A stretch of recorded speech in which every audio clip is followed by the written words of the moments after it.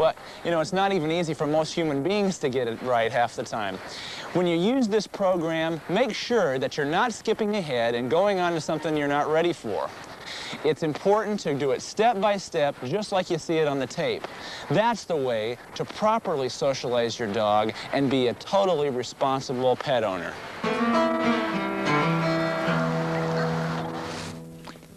Now, to get the results you see on this video, you're going to need the right tools for the job. First, the training collar. This is the piece of equipment that your dog's going to be wearing all the time, so make sure it's something of quality. Don't get one of those ridged things that you find on the grocery store shelf. Put it on your dog just like this, with the running part of the chain going through the ring from the top. The dog should be on your left when you're trying this, and where my finger is, that's where the leash is going to hook on. Now, if you can't find equipment near you, look in our catalog. The next piece of equipment you're going to need is going to be the 15-foot long line. And it is 15 foot long, as you might have guessed, and it is made out of cotton. It's not polyester and it's not nylon. Nylon can rush through the dog's leg and possibly cut him. We want to use only cotton. Next, we have the 6-foot leash. That's the third piece of equipment. I like to use leather. Some people like to use nylon. They like to use cheap Latigo. I find that stretches and prolongs corrections. I want to spend more time having fun with the dog and less time correcting him. These leashes will last you forever if you get a good one. Next is the tab. It's simply a very small piece of cloth that makes a handle that'll go through your collar later in the training.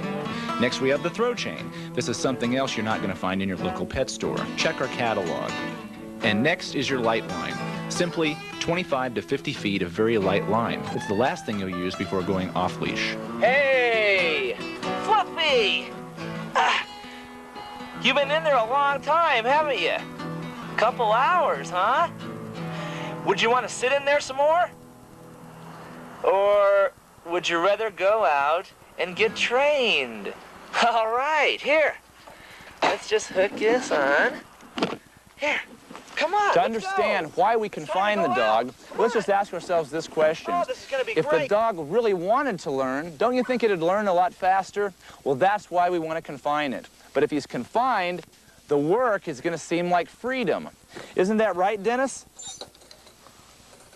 Dave, let's party. What we're going to do is we're going to work on the attention training sequence with Todd here. And he's a little Brittany, and he is about 1.5 years old. Now, for the purpose of our demonstration, you see, Todd likes to get excited.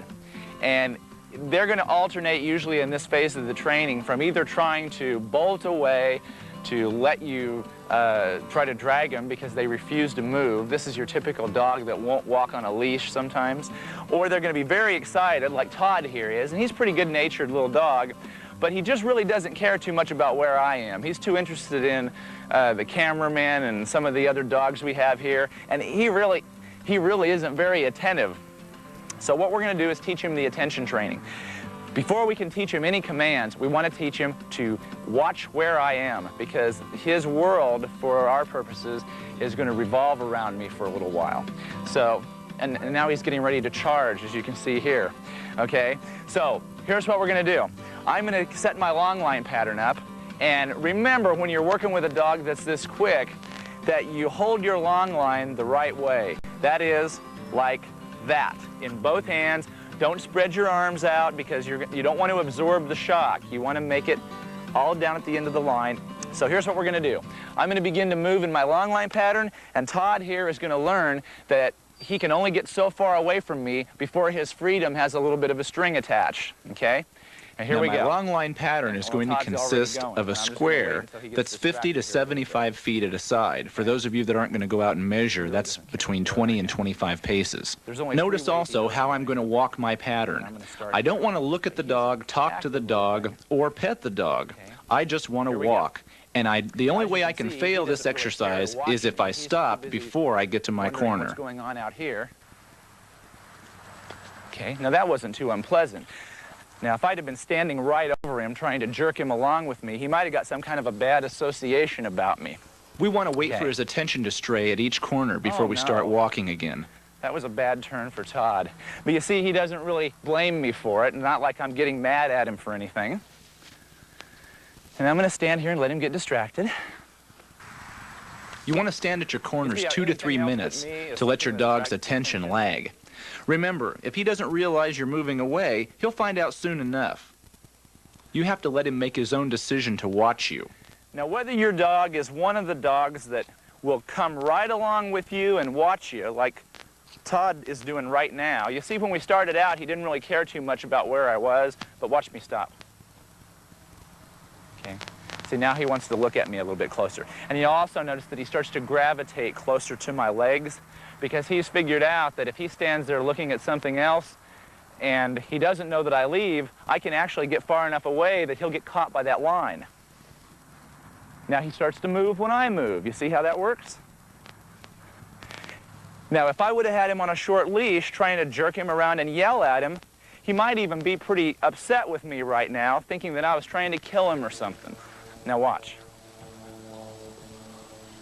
Okay, we see some eye contact now. He's watching a little bit. Now watch when I start to move. Let's see if he moves too. Now I know what you're saying. Dave, this is just too easy. What about the dog that doesn't want to get trained? The dog that'll either drag you or refuse to move. Well, we got them both in one dog. Oh my goodness. See, I'm not gonna look.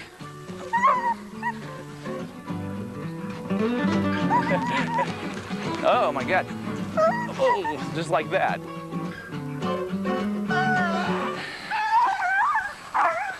Now the ultimate cruelty here would have been to stop and go back and see what was wrong. There was nothing wrong. The ultimate cruelty would have been to convince this dog that by laying down and screaming, he could control us, okay? See, oh, now look at his, can you see his tail? I'm not gonna look at him, okay? I'm gonna get ready to walk again. Now, until he understands what we're doing, he may protest or even cry a little bit. It's kind of like my first day of school. I cried until lunch. That was my freshman year. And you're taking charge of things, and you'll notice a change immediately. This type of behavior, here we go, should put an end to all of those, or to those of you who think that your dog is undergoing some kind of emotional trauma, because 10 minutes ago, he was trying to convince us that somebody stapled his tail to the ground. And now, he's fine. Okay? He's not finding that it works with me because I won't look down. Oh, what was that? Now Flint changes strategies. He's really trying to hit me now. Watch. Now, see, hey, really trying to get some attention. After this is over, I'm going to the hospital where this dog and I will be surgically separated. Now, if your dog behaved this way and he would walk with you just like this in the park, most people would think he was trained. Now, we've spent our 20, 25 minutes out here doing these patterns with a few minutes rest at each separate corner. One of the things that we have to make sure that we do in order to get this lesson deep down into his skinny little brain is that we can't erase the effects of it by trying to apologize to him for trying to teach him something after we get done. And what I mean by this is the common practice of after obedience class, stripping the leash off of your dog, clapping your hands and trying to get him to go crazy and celebrate being done with it. Because then you're telling him what you just did must have been something bad or you wouldn't be celebrating so much. I'm going to let go of the line. The dog doesn't know that I've let go because my attitude's not going to change to, where is he? I'm going to stay just as confident, just as relaxed. And if I move, the dog really, now this is not something that I want you to do at home, but just look at how the dog's still paying attention to me. If I actually move over here, okay, we still have the dog's attention. He doesn't know we're not holding the other end of that line, by the way. He still thinks he's completely under control.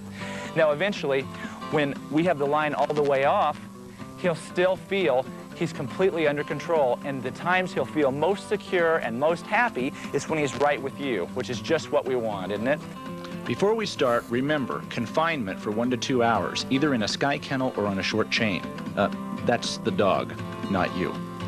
And then, stand on the first corner of your square and begin walking your pattern. Remember to pause a few minutes at each corner, and no talking, no looking, and no petting the dog.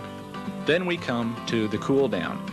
Drop the line and spend a few minutes just standing relaxed. Don't worry that the dog's going to run off. You can always step on the handle if he gets too boisterous.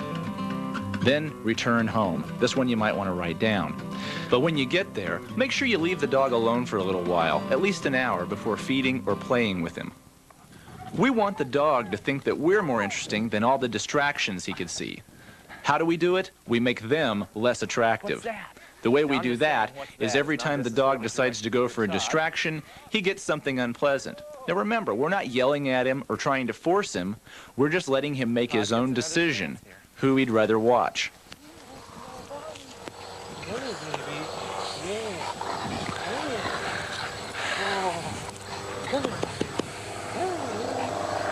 It's no fair for your distractions to call the dog or look at it.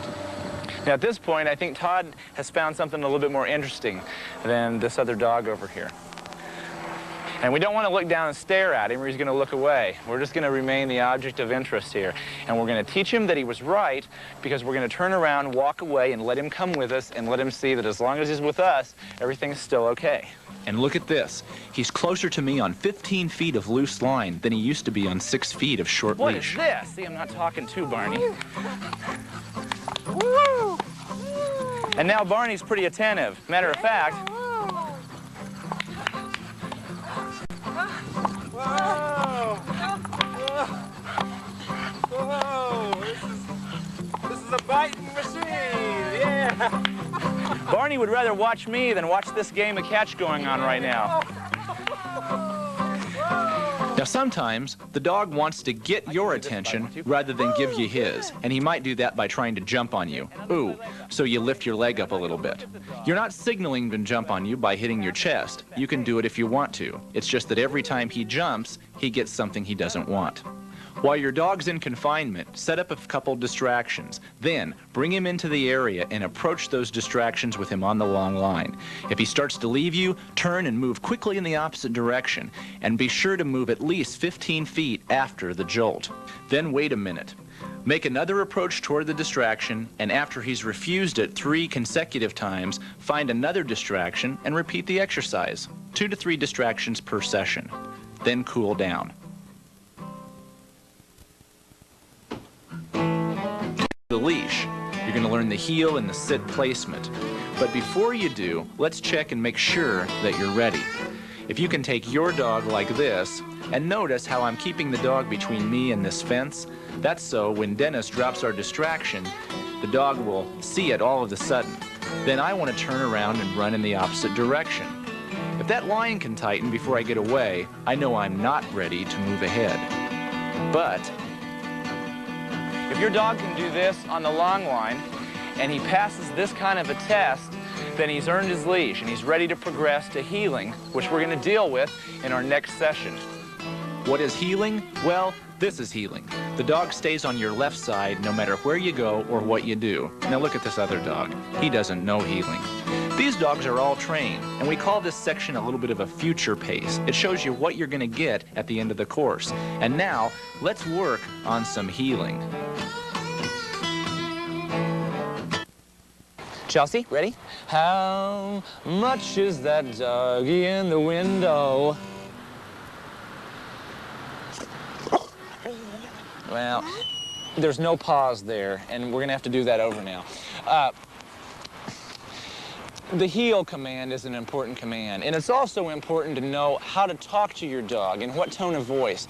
Make sure you make your tone of voice easy to understand, but firm and not too overpowering like a Marine drill sergeant or anything. Let's try it at home. You just say, Fluffy, heel, just like that. Fluffy, heel. Now you try it with your own dog. Let me say something here. If you even started to call your own dog Fluffy, just because I did, then take this tape down to the store and exchange it for that dandy Battle of the Monster trucks you've been wanting so bad. And now let's go back to the dog training ranch in Wichita, Kansas with my well-behaved assistant, Dennis. Well, it depends on what kind of dog you are. Right now, you're a pretty attentive dog, so let's both walk together like this. Here we are walking, okay? And let's say that you see, for instance, our cameraman, David, over there, okay? And you want to go over and check out and see what he's doing. Okay. So now, see, you're not looking at me, but you don't know where I am, do you?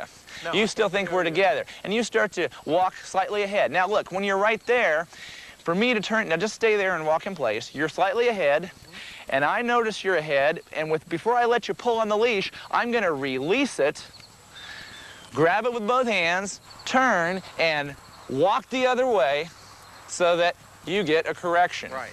Put your leash down there. If you were a dog, how would you interpret this? Well, you're jerking on me, Dave. That's right. You don't feel too good about it, do you? I don't like you. That's now. right. I've got it right around your dog there, Right. okay? And now, here's what we're going to do. How would you interpret this? The same thing. Oh, a little, Hey, a little less you don't direct. feel bad about me, do you? No. Okay? It's kind of like the difference between going like that, okay, or going like this. And we'll show everybody at home how to do this. And then I'm just going to be focused. You're kind of the active type of Okay, guy now, okay? So here we go. Okay, heel. Okay, and you're gonna walk forward. Now see, he's losing me. Now I've got so many seconds. Oh, here I turn. Dennis, hey, how are you? Okay, so how'd you feel about that? Once you got back to me, it was kind of nice, Yeah, it's wasn't okay. it? Okay, it was kind of nice. Dennis likes that.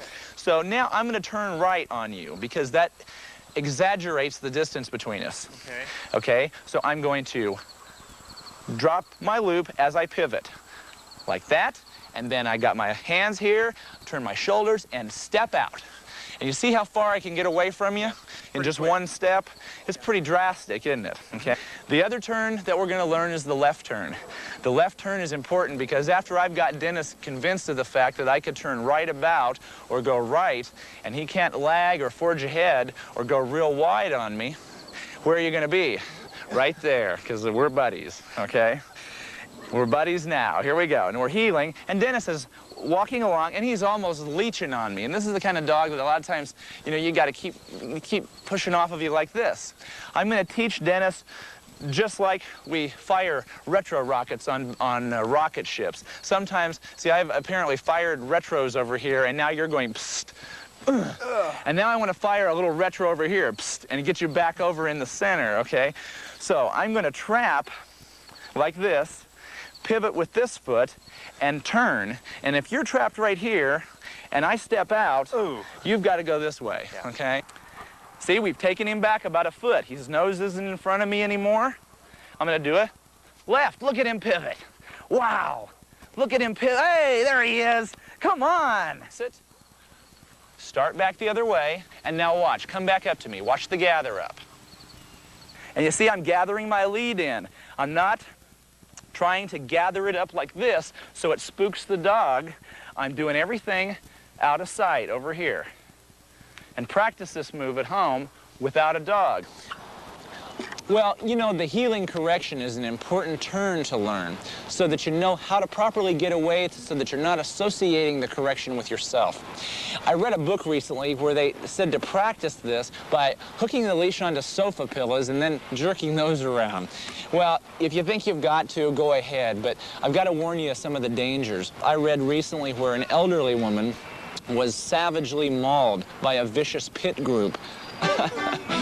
Okay, let's face him the way we want to go, and we're going to go right over here for a distraction.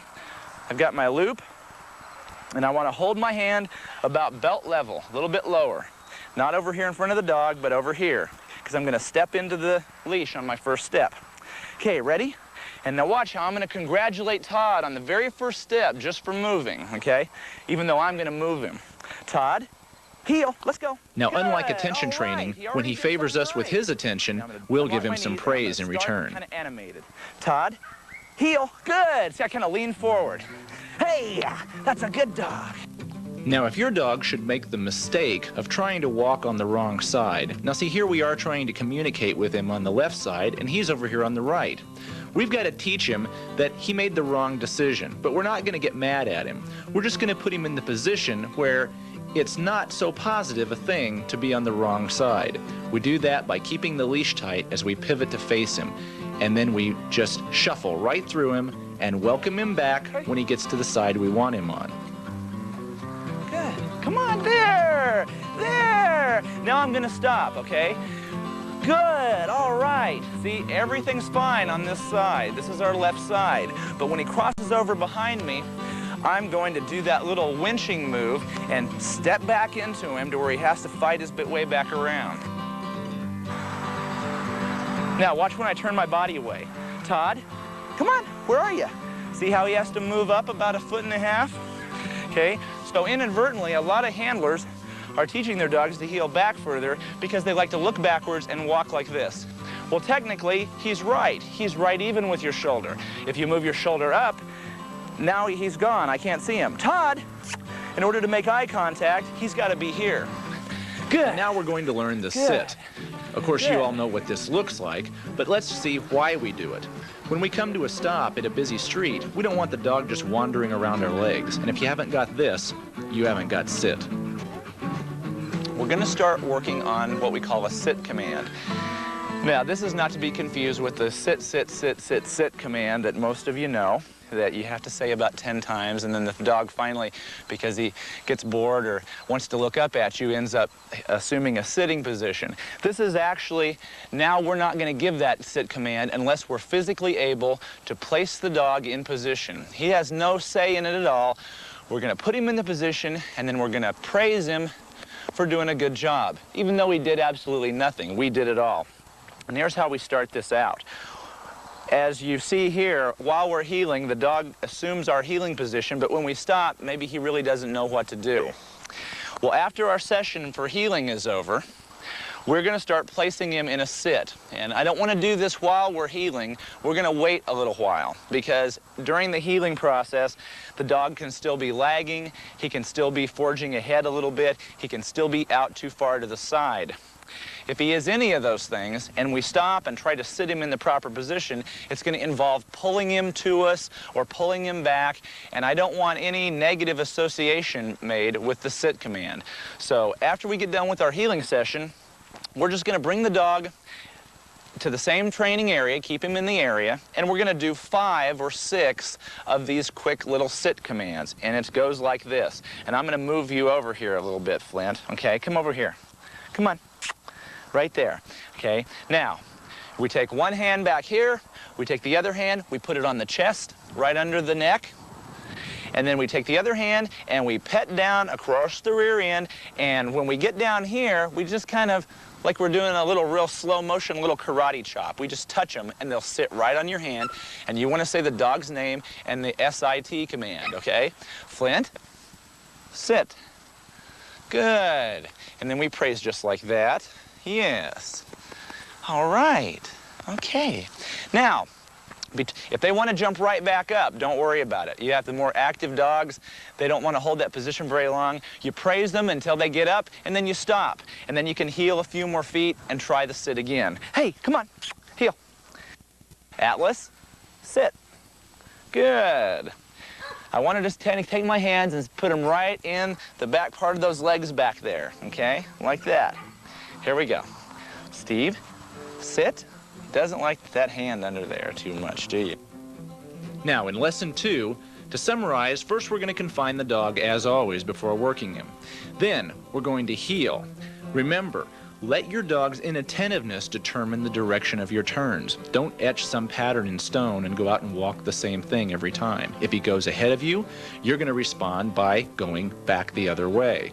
This is going to teach him that he needs to watch you, because that's the only way he'll know how to be on the left side and getting the praise that he needs all the time.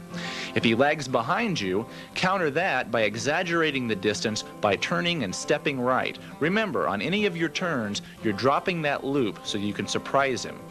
And if he drifts way to the side, you're going to do another right turn. This exaggerates the distance again. Remember, it's kind of like having an attention zone right around your body. When he gets outside of it, you do the appropriate turn. And if he violates your space by crowding you, pivot, trap the leash, and go left. And as soon as he pivots, you release the leash.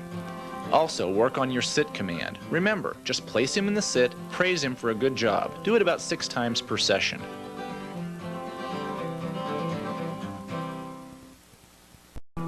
After I've spent 4 days on lesson 2, I'm ready for lesson 3. That's 2 new versions of the heel and sit, and a new command called the down. But first, let's see if you're ready. Here's the test. If you can heel and your dog doesn't lag behind or forge ahead, you're probably ready for lesson 3. If not, stay on lesson 2 for a few more days. In this section of our heeling, we're going to do something a little bit more fun. We're going to change pace. And what that means is instead of just taking our usual heeling pace, we're going to speed it up, and we might even slow it down a little bit alternately so the dog can see that if we take a couple fast steps every now and then, maybe we have to run across the street or something. But if we break into a run for some reason and the dog's on the leash, that it's not some kind of a signal for him to go crazy and start jumping all over us or to take out running ahead of us. And Sweet Pea here is an Australian Shepherd, and her great characteristics is she has this one half of an eye that's blue. She's a good girl, she is. Okay, and she's all ready to work. So we're going to do some change of pace work. Here we go. I'll describe what we're doing. Sweet Pea, heel. Good. As soon as she starts out, she did something right, so I can tell her how good she is. I'm going to go left now. Good. Look at how she pivots to go left. Good. Look at that. Wow. Wow. Look at that. Look, she almost hops over to the side. Good dog. Sit. There you go. Good dog. That's a good dog. And I'll give her just a quick little pat. No more than that when we praise. More vocal. Now see, I wouldn't want to pet her at all now. I want to pet her when I can get her eye contact. Sweet Pea. Hey, all right. That's when it means something. Oh, I know it. Okay. Okay. Here we go. And Dennis is going to, well, it looks like Dennis is playing some ball over here, and she's interested in that. So we're going to use that as a distraction, okay? Dennis, why don't you sit down and bat the ball back and forth, okay? Here we go. Sweet Pea, heel.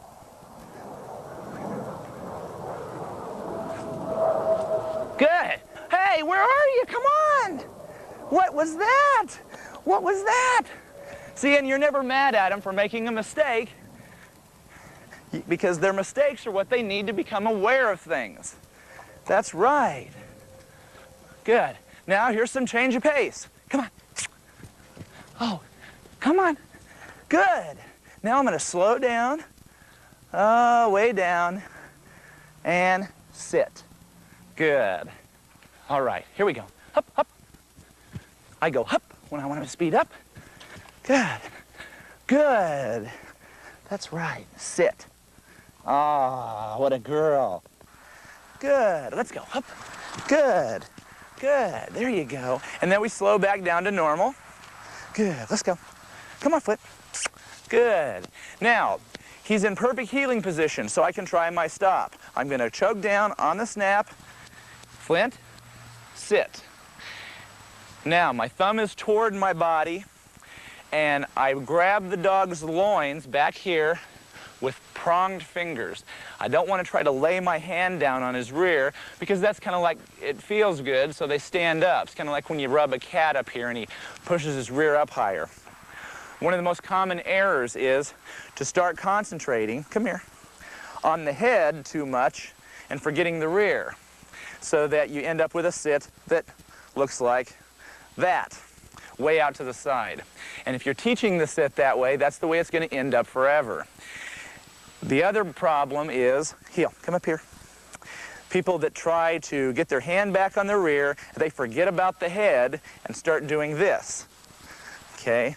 The dog won't sit unless the head is up at the same time, like that. Hey, all right, good. Here we go. Chelsea, heel. All right, good. Good. Now, I'm not going to stop yet because Chelsea was lagging a little bit. Sit. Good. And you see, I'm going to have to bend my knees a little bit. I don't want to try to bend over like this all the time. Let's practice our heeling around distracting situations. Luckily, my next-door neighbor Dennis is out on his exercise break, as he is every day at this time. We're going to use him as a distraction. Good. Let's go. Up. Good. Barney, heel. Good. Up, come on. Good. Let's go. All right, let's go. Good. Sit. Good. See how the hands have to get ready before we actually stop? This way it assures us that he's perfectly straight. See, I'm not pulling it up because look, now the dog knows where I am, okay? I'm gonna reach down. See, watch the leash here. It doesn't change. Okay. Doesn't change. Okay? So we're walking along, I go to here, and then I go sit, like that. Just like, and then I praise him.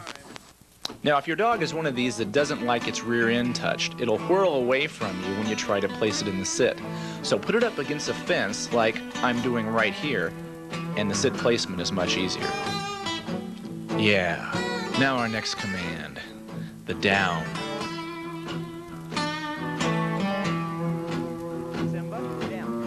And not only is it easy for a dog to do, but to demonstrate it, we're going to try using a pig. Good. Sit. Good dog. Good dog. Okay. Good. Steve, down.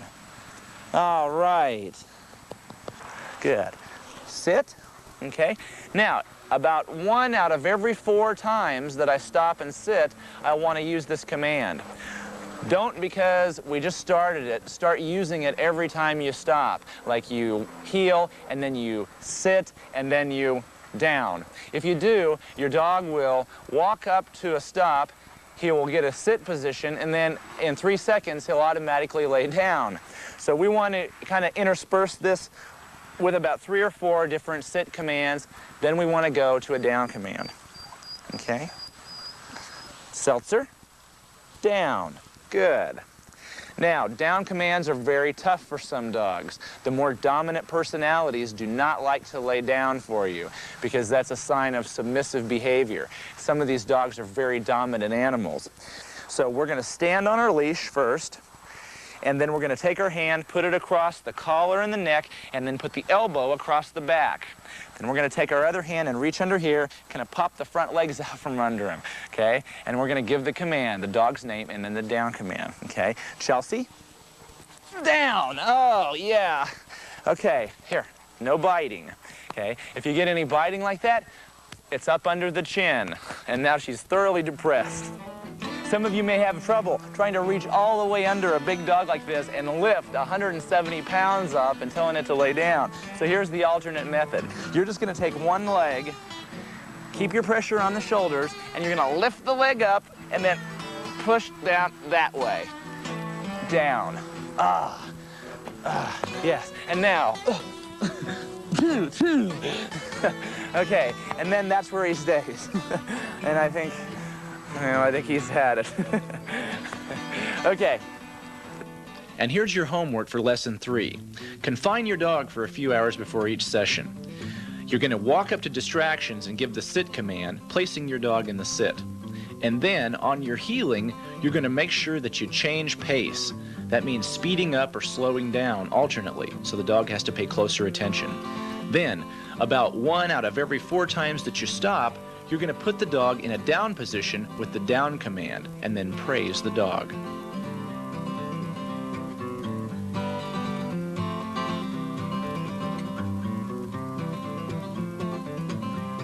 After you've spent about 4 days on lesson 3, now you're into lesson 4.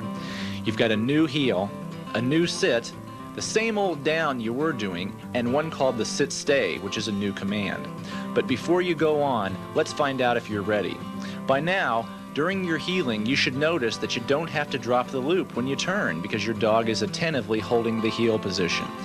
Every time you come to a halt, you're going to sit the dog and give the command. On the sit command, you're going to place him for about 5 days. By the end of that time, you shouldn't even be able to get your hand on his rear end before he'll sit, before you can actually touch him. But you're still going to try. Now, here's where he has to make his own decision to sit, do the exact same thing that he's been doing all week and getting paid for it. And he's going to be able to do it on his own, or else we're going to correct. And a correction is like this. Instead of gathering the leash up to make the sit placement like we have been, now we're just going to gather it like this. The way I do it is I put it over my thumb, and I put my hands together, and then I drop my hands down so I have plenty of loose leash. Remember, if I'm holding the leash like this, it's not fair to the dog. He has no decision to make then, because then I'm pulling him and forcing him to do what I want instead of letting him decide to do it on his own. If he does it, he gets the praise that he's always got for the last week. If he doesn't, we're going to introduce a little correction that makes him want to sit maybe a little bit quicker next time. Okay? Todd, come on, heel. Come on, let's go. Good. Sit. Good. Come on, let's go. Good. Sit.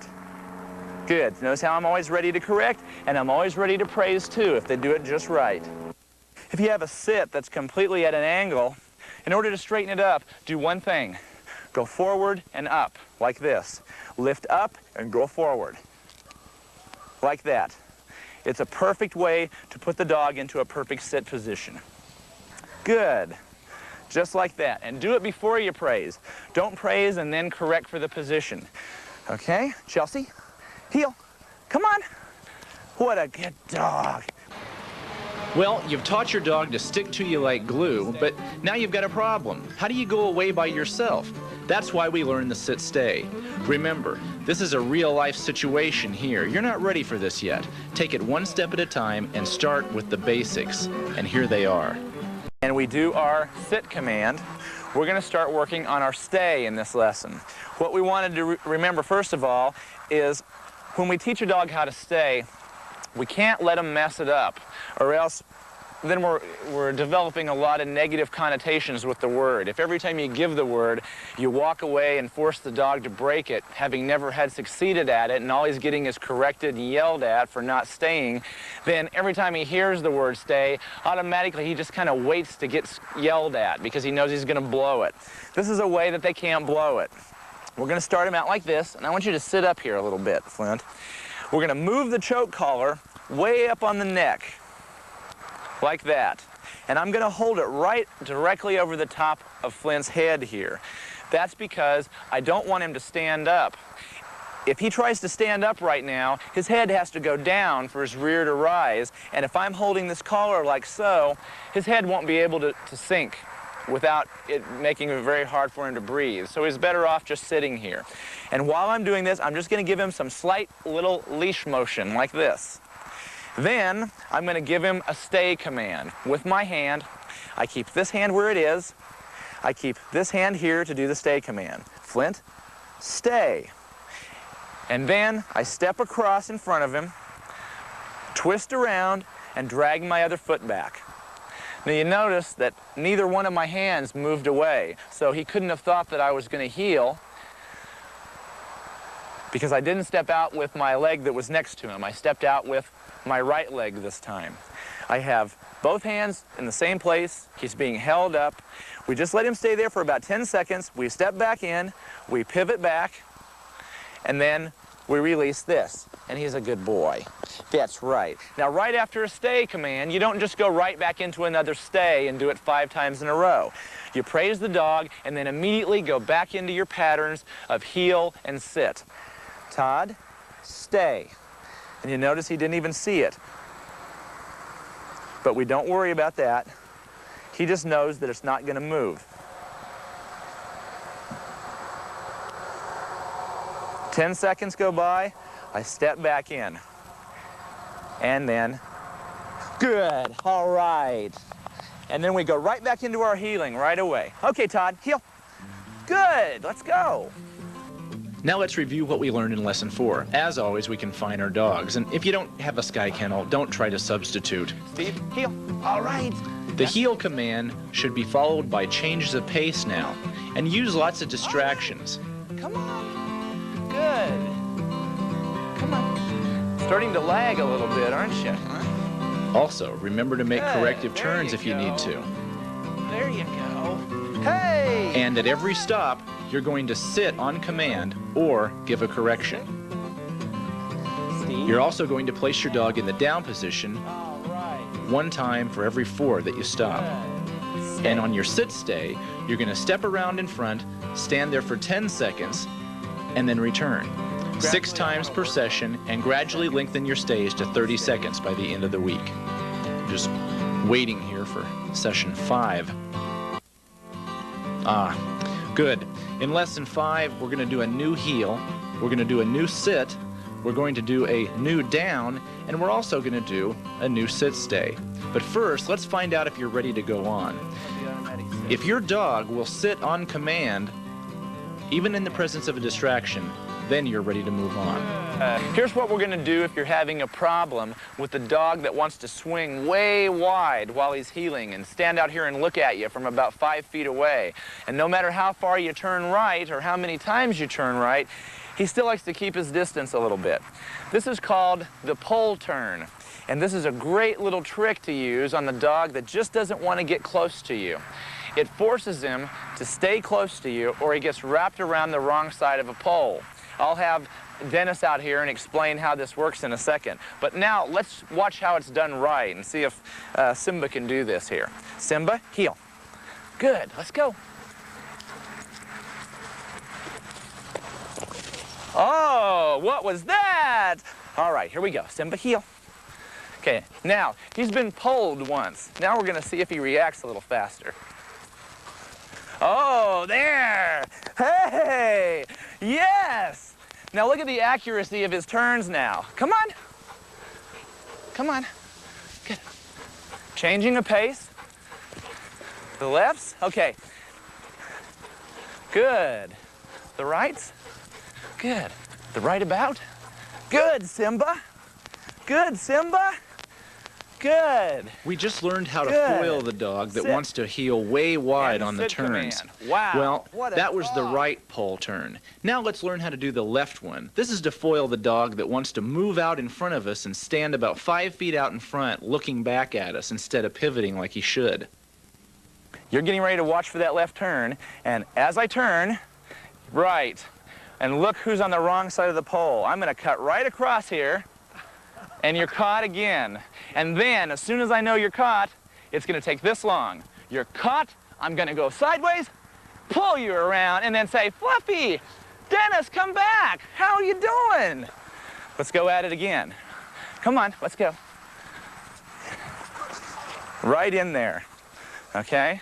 She knows the importance of being on the good side of that pole. Now, as you can see, Steve's starting to sit here without me even having to say the sit command. And I'm working him in an area where there aren't any distractions to throw him off track. He's kind of just basically doing what he's been doing all along. Every time I've stopped, I've gotten him used to being sat or hearing the sit command and then getting corrected for failing to sit. So it's kind of a habit by now. You'll notice your dog doing this after the first 4 or 5 days. He'll sit automatically a lot of times before you can even say it. And sometimes you might forget to say it and he'll go ahead and do the sit. That's when we know that he's ready to do automatic sits. So from now on, for the entire time that we're going to be working with the dog, we're going to demand that they sit automatically without any type of a clue from us, like a command or anything like that. And basically what we're going to start doing is we're just going to stop, shut up, get ready, and if they don't sit, we're going to give the correction just like we would have told them and they didn't do it. Now, we want to test for our automatic sitting ability using some distractions out here. We're going to let Steve come right in on a heel toward these distractions, and I'm going to stop and say nothing, but I'm going to prepare to correct. If Steve doesn't sit automatically, I'll give the correction. This is what really cements in that automatic sitting, okay? Here we go. Steve, heel.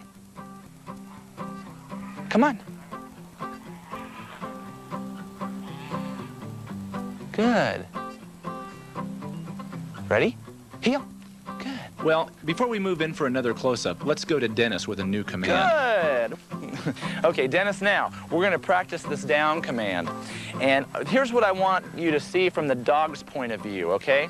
I want to use a little bit of psychology here and show you what the dog's going through while we're trying to teach it the down command. Now, here's your dog, okay? He is sitting. So sit back here a little bit, okay? He's sitting, and we want him to lay down. Now, we know, Dennis, we know that he doesn't know exactly what these words mean until we can associate them with an act.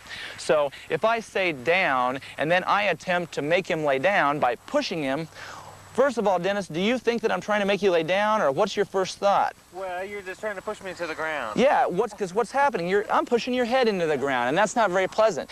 If we try to pull Todd, look what happens. He doesn't want to get down there. And if we try to push him, he ends up looking like a water pump or something. He's going to do this, okay?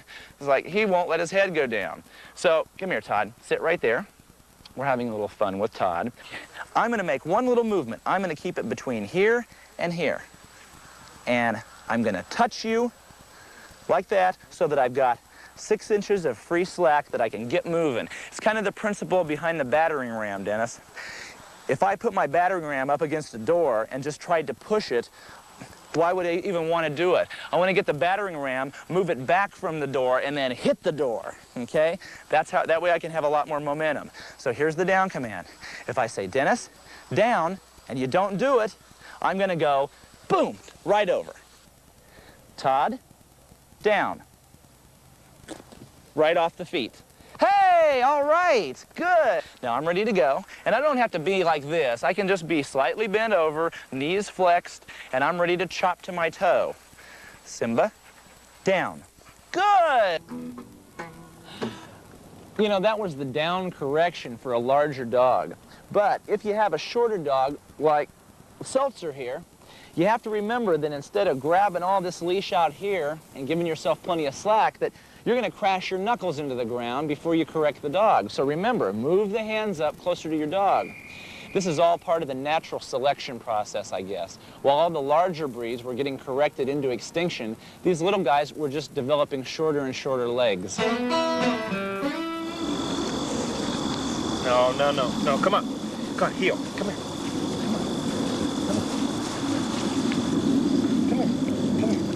Okay, now sit.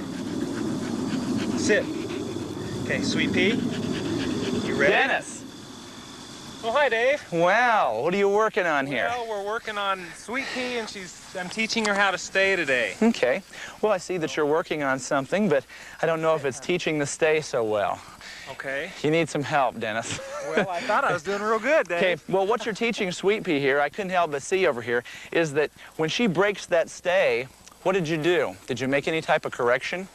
Well, I brought her back around, and I was going to approach it again until we get it right. Let's just look at the mechanics of this, okay? Now, let me just give you an illustration here that's pretty graphic, Dennis. Sweet Pea, go. Okay, come over here.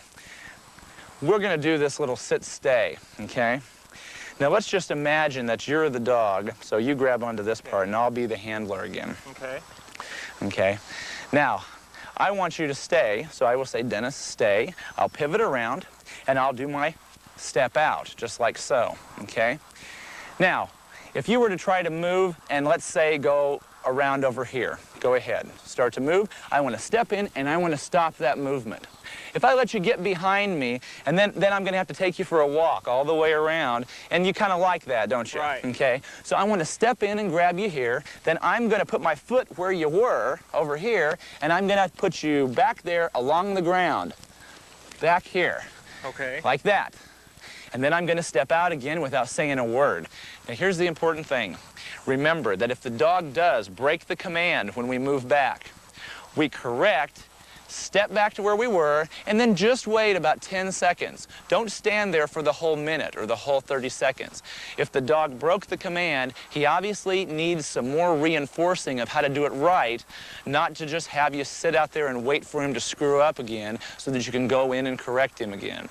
I want to get him to do it right so he can get paid and see the benefits of doing it the correct way, okay?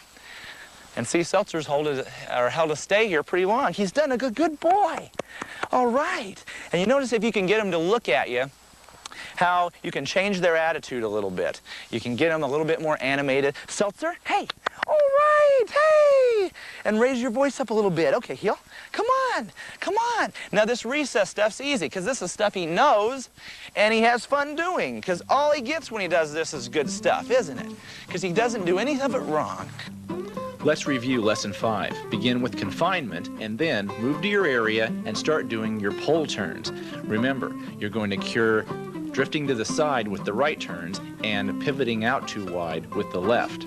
Then, we want to work on automatic sits. The dog should sit without any command at all. If he doesn't, make sure you're there to correct. Remember to praise him at the end, though. And then we do the down command. On the command, the dog should down, and if he doesn't, you're going to correct and then praise him. On the sit-stay, you're going to step back for just a few seconds and gradually stretch it out to about a minute. Remember, after you return, praise the dog. Now, after 5 days on Lesson 5, we're ready to progress to Lesson 6, and we're already getting quite a list of commands that we know pretty well. 2 new commands this time, the down stay number 1 and the recall. Now, just to see if you're ready, let's see if your dog can down every time on command without any additional movement on your part. If he can, you're ready for this session. Okay, Simba, we're going to do the figure 8 now. Here we go. Remember, on our left turns, we're going to go fast, and on our right turns, we're going to slow down to give the dog a chance to stay with us. Simba, heel. Good. Come on. Good. Let's go. Now I want to slow down a little. Come on, let's go. Come on. Now speed up. Good. There you go. Good. Hey. Now slow down. Come on. Good. Good. Now speed up. Good. All right. See how he has to fight to get in between that tree? Good. Good. Seltzer, heel. Let's go. Come on. Good. Good. Good. Let's go. Come on. Let's go. Good. Here we go. Here we go. Good. When I heel along, I want to make my steps a little less pronounced because I don't want to take one step that takes him 10 to equal. And I also don't want my heels flying up in his face because that'll make him heel too wide. I'm going to keep my heels down a little bit. Seltzer, heel. Come on. Come on, let's go. Good. See how the heels are down? Good. Good. And that's healing the figure 8s with a smaller dog. Remember, you have to keep your steps a little smaller because you're dealing with somebody that can't get as far as you can on one step. Go over here by the little pig. Careful. Don't squash my pig. Okay, good. Tachi, heel. Let's go. All right.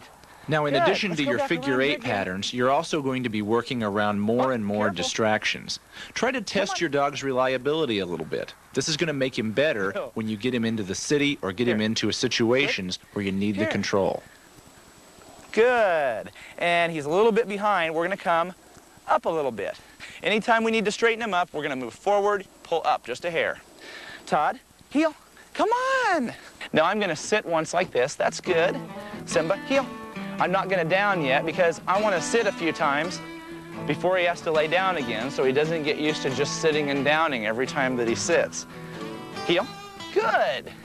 Good. Now watch this dog's attention. Oh, look at that pivot. Yay! See how I communicate with him when he looks at me? Hey, all right.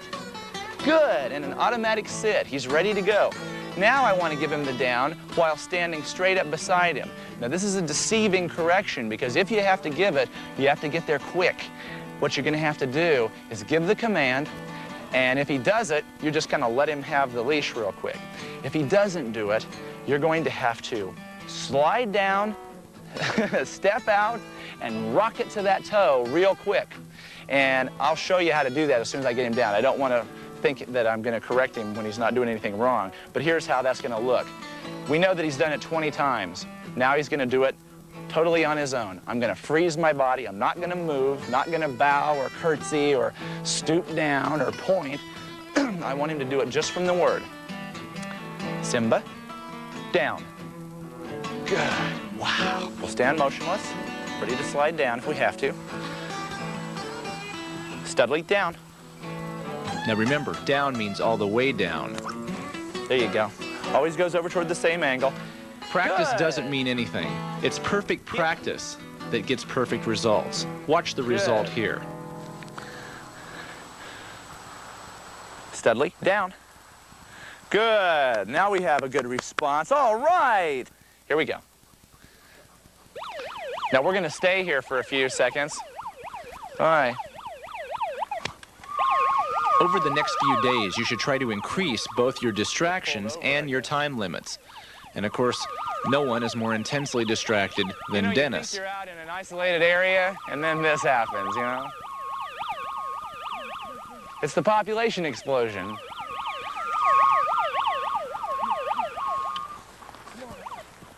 Yeah. Barney has to learn to ignore all of this. Thank you, Dennis. That's very good. And apparently Barney understood what we meant, because now he's going to get his well-deserved praise. Good boy. That's a good dog, Barney. If given the choice, you'd probably rather lay down than sit, because it's maybe a little bit more comfortable, especially if you have to stay there for a long period of time. Well, that's going to lead right into our next command, because there's so many ways the dog can break a sit-stay command. For one, he can lay down.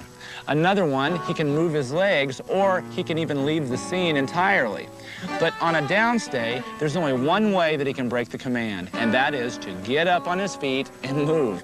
And once they're laying down, they really aren't that excited about getting up most of the time. Just a second. Would you move out of the way, Flint? Thanks. Anyway, the downstay is our next command, and we're going to learn that right now. Just like Sweet Pea and Seltzer, we're not going to... Wake up, Seltzer. Wake up here. Not so close. Don't step on tails. Come on. There you go. Now, Simba's going to work around and not get too close to our dogs. Fluffy, will you just come back? That's all I'm... No, come back. Let's yell at you. What? Why would I yell at you? Just, I'll give you a cookie. You don't want to... Fluffy, hey, no, don't do...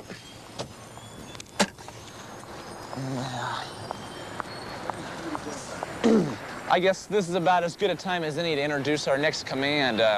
It's called the recall. I guess we'll all see how that's really supposed to be done. You folks at home, watch your television sets.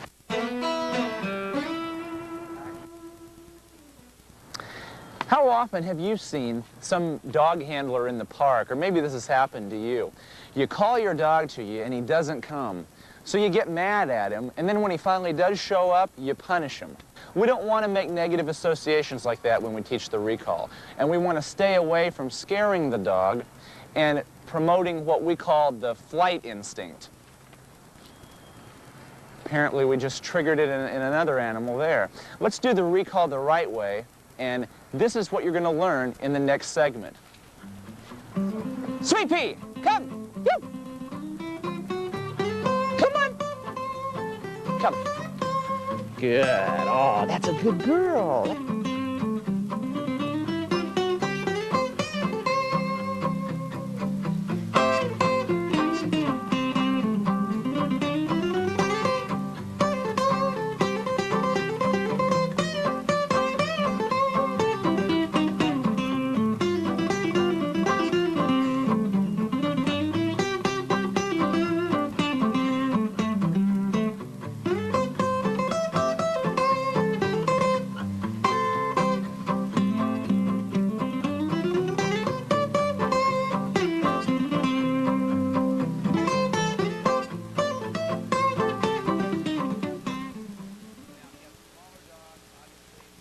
Okay, now we're going to learn the recall now, and the important thing about the recall is that you're teaching one command, the recall, in order to break another, the sit-stay, okay? Which we might have one of these guys break the down-stay in a little bit, okay? Tachi is going to be our victim, I mean student. Tachi, come here. Sit. That's good. That's good. And we have to demand that the dogs hold the sit-stay for at least 30 seconds before we end up calling them. That's so we don't run into the habit of putting the dog on a stay, walking over here, turning around and calling them immediately. We're inadvertently training them to every time we walk away, as soon as we turn to face them, they're going to break those stays and start running to us. So we want to leave the dog on the stay, step out, and then move around for about 30 seconds. Tachi, come. Good. Sit. Okay, and we're going to help Tachi sit right in front of us. Oh, Are you bored? Okay. If your dog isn't holding a stay command like this, where you could do this, and he's not going to break and try to come to you, you really have no business doing a recall command. We want him to know that a recall can break a stay command. He's going to have to leave the stay command to come to you, but if he's leaving it on his own, you need to make sure that he can only do it when you tell him to. So now we're going to back out again, and we're going to do a recall command.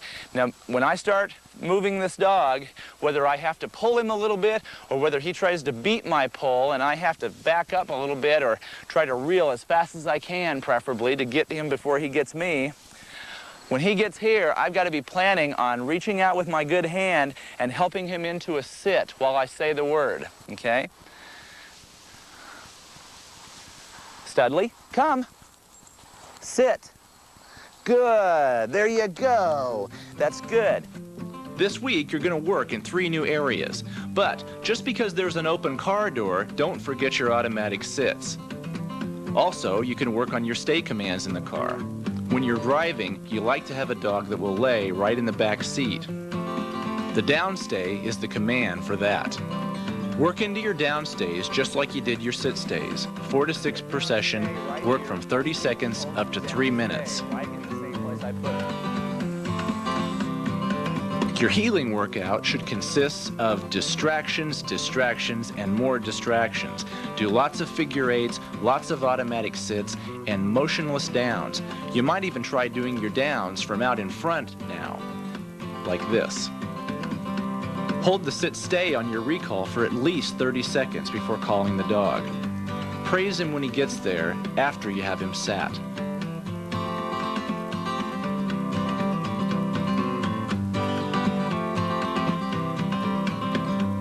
After 5 days on lesson 6, progress to lesson 7. It's basically just extending your time limits on your stays and finding new areas to do your healing in. Your recall is going to change a little bit, and you'll also be introduced to a new command, the finish. But before you go on, for the last 5 days, you should have been working around distractions that'll challenge your dog's ability and attentiveness. If you can do something like this, then you're probably ready to move on. Remember, all the commands work together now. And on your down commands, not only will you try them motionless from the side, but start doing them from the front as well. We've spent the last 5 days showing the dog that when we call him, we want him to move toward us. Now he's going to get a chance to do it on his own. Now I'm going to reach out, grab the leash as I give the recall, as I give it. Okay? If Barney doesn't move on his own in 1 second, then I'm going to give a kind of a jolt. That means I'm going to lean backward and pull this thing with 2 hands toward my chest. Now, if you have a smaller dog, obviously the pull is not going to be as hard, because if I used the pull I'd have to use with Barney, he would end up over here in a tree somewhere. Now, I'm going to give the recall command. I'm not going to go crazy and slap my legs and everything yet. I want the dog just to methodically hear the word and perform the desired action. Okay? Studley, come. Good. I want to bring him right into the front, and he's not there yet. Going to sit sideways on me. There you go. There you go. Before you praise, make sure your dog's sitting in the correct position. Now we're going to learn the finish. This is the command that lets the dog go back to the heel position after you call him to you. This is so you don't have to run over him to get by him again. And it looks like that. How are you? Okay, Dennis, this is what the finish looks like. We want the dog to go around me and finish in the heel position, okay? Sweet Pea, heel.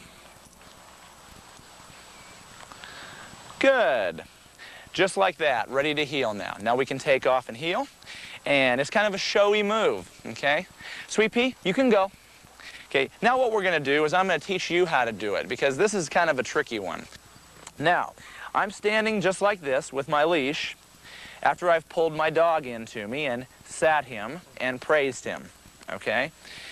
After I do that, the next thing I want to do, instead of turning right about and heeling away, is we're going to do what's called a finish. It looks like this. With the leash, here's what I want to do. I want to make you come around behind me and come over here and sit. Now, if I use my arm and try to just pull you, and you're a little bit resistant, which you are now because you're sitting back, I really can't. If you notice, it's pretty easy for you to stay there, isn't it? Yeah. I mean, you're not straining or anything? Not much. Okay, I am, okay? So I really can't move you too much.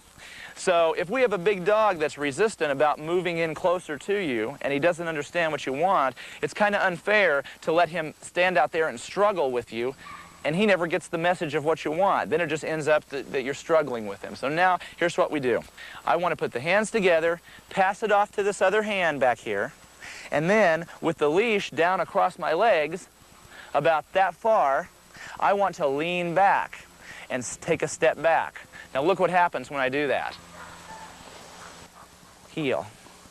Now, pass the taunt leash behind your legs as you take 1 step back and 2 steps forward. You're going to try to place the dog in the heel position. He'll probably sit when you stop, but if not, correct. And remember to praise. Just to finish with every recall. In Lesson 7, first confine the dog as usual, and then start working around those great distractions that you've been able to come up with. You should practice your workout as a whole with your sit stays, your down stays, your recalls, and your finishes. Excellent. Shell. Come. Good. All right.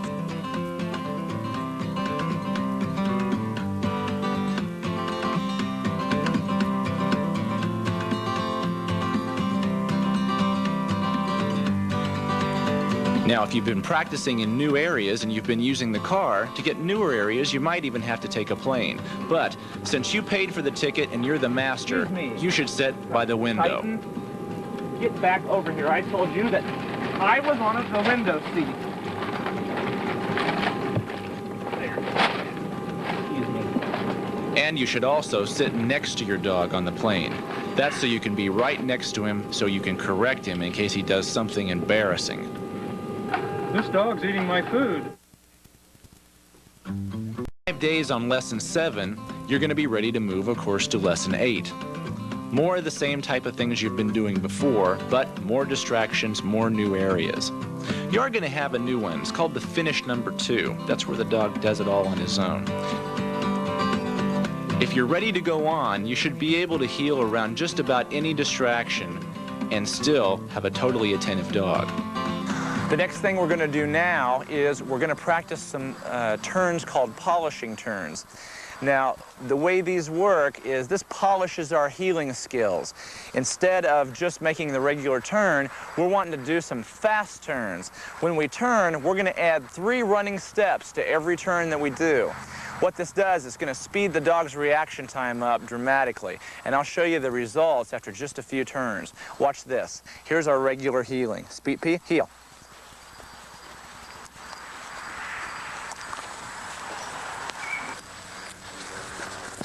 See how that speeds up the turns? Let's try it again. Now, watch a regular turn. A lot faster. Good. The way we polish our sits, the automatic sit, is we get next to a distraction. Go ahead, William. And we ooze to a stop when the dog gets enamored with something. Here he goes. He's got a ball here. What's that, a ball? And we're going to make a slow, oozing stop. Keep him in close. And if he doesn't stop with us, we're going to give a correction, and we're not even going to wait for the dog to stop or us to stop yet. Like this. Watch how I give a sit correction for just having the dog out of position. Okay?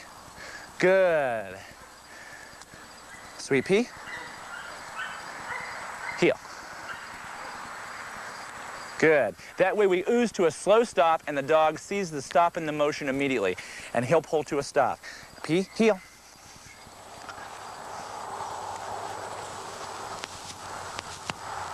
Good. Pea, heel. Good. There's good attention there. Here's a really showy command. This is called the down hand signal.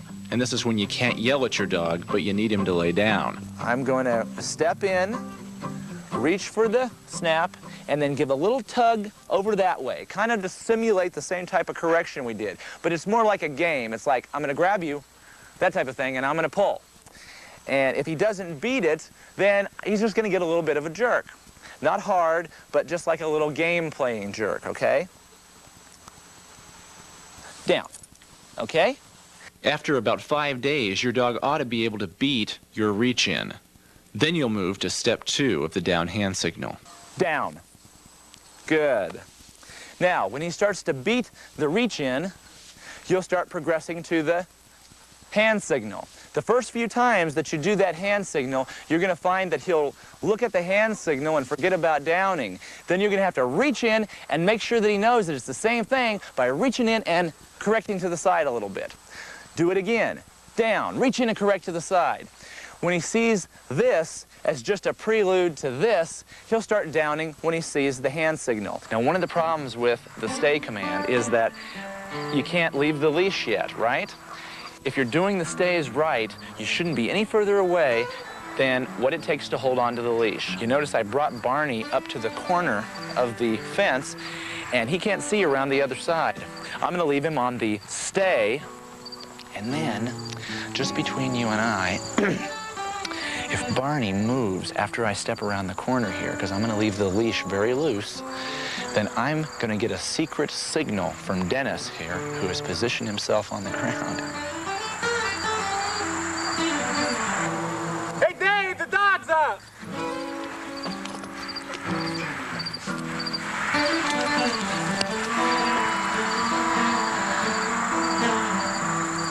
And then I'm just going to wait about 10 seconds, and then I want to go back. Good. Good, Barney. All right. And the dog understands now that even though no one's around and he's all alone here, that if he breaks that stay, somehow I just materialize out of nowhere and give a correction. Simba, come. Good, right there. Good. Now I want to sit straight, so I'm going to back up just a little bit, right there. Yeah, before he gets his praise, make sure he's doing perfect practice. That's how we get perfect form. Good, good. Okay, now we want to do the finish. So we're going to get our hands ready to pass that leash back. And this is like a hand signal too. To the dog, it's going to look like that. Simba, heel. Good. And there is a perfect finish. But if your dog doesn't move when he hears the heel command, leave a little bit of slack in the line so that your backward step will kind of jolt him behind you. This makes sure that he wants to move when he hears that heel command. Lesson 8 is your longest lesson of the course. It's going to last 10 to 15 days, and you're going to work on polishing turns every time you make a turn. That means 3 running steps. You're also going to work on your polishing sits. Come right up to distractions and correct for any inattentiveness. Your hand signals should go steps 1 through 3, starting with the reach in, and then the hand signal and the step in, and finally ending up with just a hand signal. Your sit stays will be done around corners. Go from 10 to 90 seconds. Also include your down stays in the same routine. Your recall, dog should move when he hears the command. If he doesn't, you're going to correct. The same way with the finish.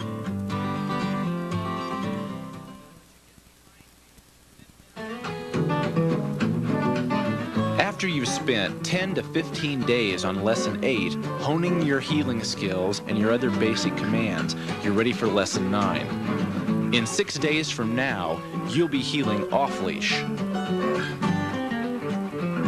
Before your workout session, attach the tab to your dog's collar. We'll want him to be getting used to the feel of it before we actually have to use it in a few days.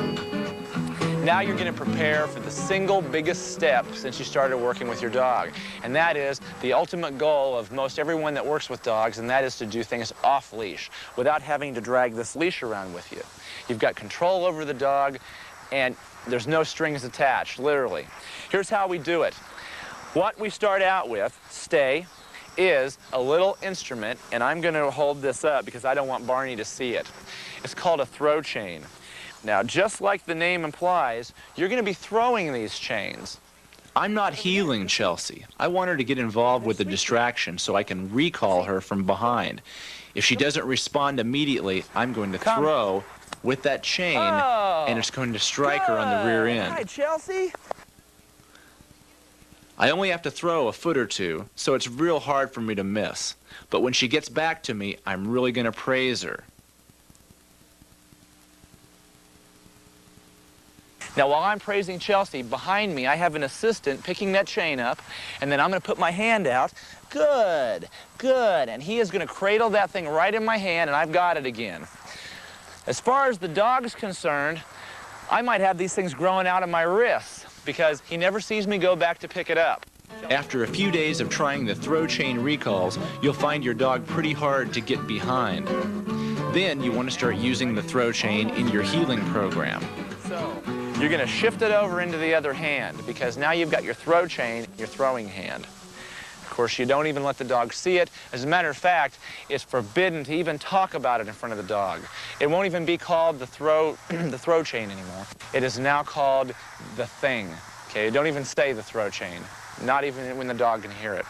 Okay, so we have the thing in our hand here, and we're going to start heeling now, but we're going to give a real lackadaisical type of heel command, and we're going to start moving around real slow and lethargic.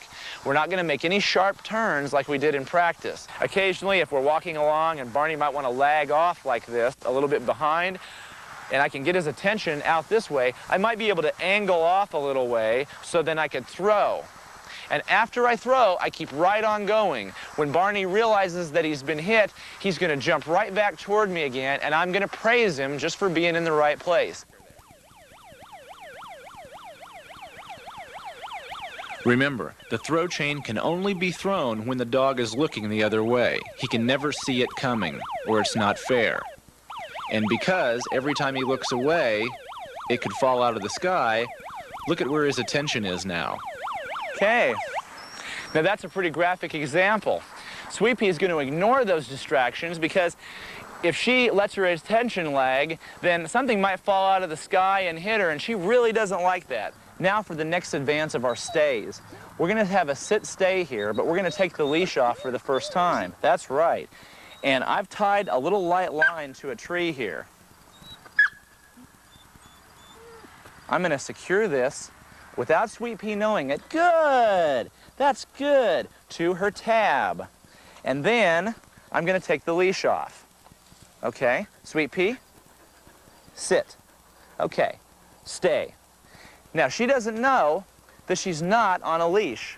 So if I leave and she breaks the command, I'm going to be able to run right back and make a correction so that I don't have to go chase her around the yard and spend 5 minutes catching up to her.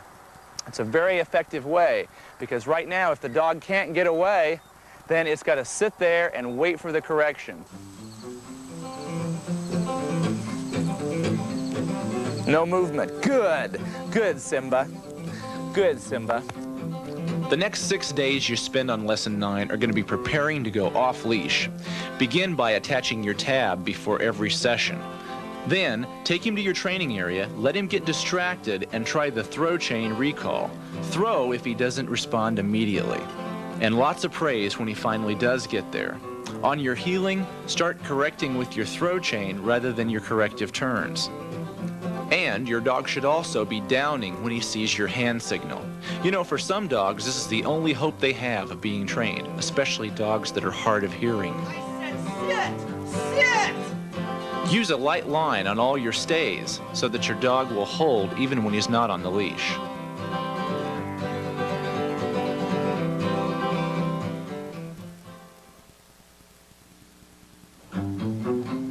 Well, at long last, finally Lesson 10. We're going to go from the light line to completely off the leash. So let's get started. Well, here it is. Our first time that we're actually going to go off the leash and do some heeling. Now, if you haven't let your dog off the leash before now, and you've been practicing with your throw chain, you're ready to go. So this little device that we have here is a very long piece of light line. Depending on your dog, you might want to use 15 feet or as much as 100 feet if you have one of those dogs that likes to really bolt and run when he thinks he's off the line. Now, Tachi is a fast dog. Tachi can cover hundreds of yards in mere seconds. So I'm not going to take any chances. While Tachi is occupied over here, I'm going to show you that we have light line that is leading back here for about 100 feet. So if Tachi should decide to bolt and run, the first thing I want to concentrate on is throwing. And I want to do that as soon as Tachi gets out of the heel position. If Tachi should keep going, I'm just going to have about 5 or 10 seconds to watch this line go by, step on it. I never want to hold it with my hands because I could cut my fingers. But I'm going to step on it, yee! Stop the dog from moving, and then I'm going to hand over hand bring the dog back to me, and then praise the dog. Okay, now, here comes the big show. We're going to really act like we're setting him free here. Ugh, off the leash. Okay, and the leash is gone. Okay, Simba, heel, let's go. Come on, let's go. Good. Good. Oh, hi, Simba. Hey, how's it going? Good, all right. Good. Simba, heel, come on. Come on, good. Now, I have another throw chain in my pocket. I'm gonna reach in, get my other throw chain. Come on. Good. Here we go. And now Simba's controlled without the leash, but he's actually more attentive because he can't judge the length of it. Now, Studley looks at distractions like something negative now. He doesn't even want to look at that ball. Drop it right there, William. Look at that. Heel. Come on. Anything that I'm producing right now is designed to get Studley to mess up a little bit. Come on. Come on. Here's the big surprise for the lagging dog. If the dog does fine on the leash, only to lag behind when you remove the leash, we have a little surprise.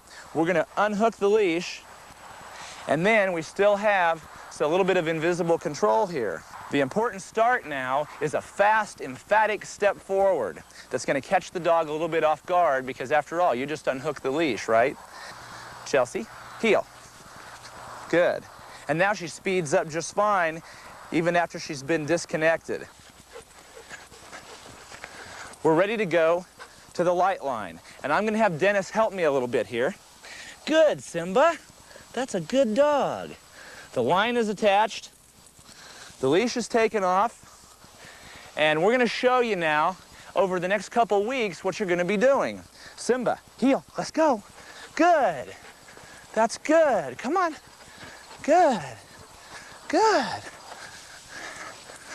Now, I'm going to have Dennis, good boy, take about half of our line and shorten it, okay? About halfway. Okay, Simba, heel, let's go. Now, he doesn't know there's any less line on him. Let's go, come on, good, good. And now again, Dennis, right up to here, real short. Good, okay, Simba, heel. Good, all right. Hey, there he is, good. Now, he still thinks he's got all the line in the world to use. Good. And in fact, there's right around, I would say, 2 to 3 feet on there. Now, I'm gonna work this way for a while just to show you, but you should go a week, cut a little bit of line, maybe go a week, cut a little bit of line. You should end up now with just the tab. Good, Simba, because he can't feel the line anyway. Simba, heel. Good. Good, come on. But you brought him gradually to a point of off-leash attentiveness. Come on, let's go. All right, let's go. Simba, down. Good. Sweet pea, heel. Good. And since we kind of graduated from this, let's take it off for a little while. And we'll show you a little thing or two. Here, heel, come on, back here. Come on. Good. Up. Good. Let's go. Good. Up. Up. All right. Come on. Good. Down. Okay. And that's a little bit of off-leash work. That's what you should be aiming for as the end of your training course.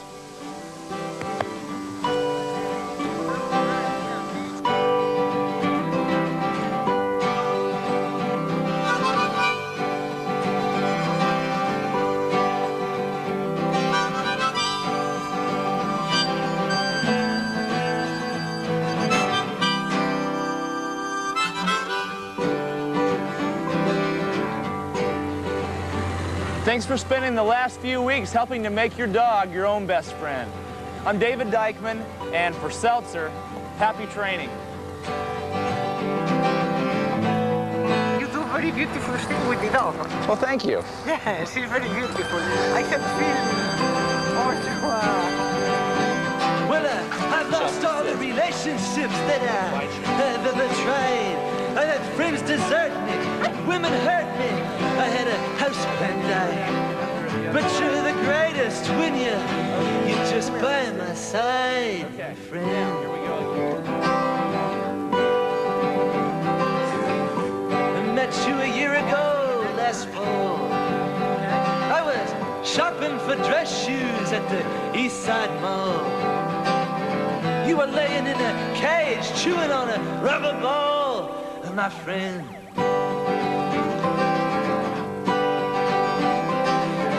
Sometimes you're smart as me, and then Nick of time. Poor Dennis is having a fit. Carry a 3-foot stick to a 2-foot door. That's why I'm at the table and you eat off the floor, my friend. And you're a professional movie, yes. for the commercial. No, my name's Rob Lowe, as a matter of fact. Rob Lowe. This is, we have Clint Eastwood up here. Do you know of him?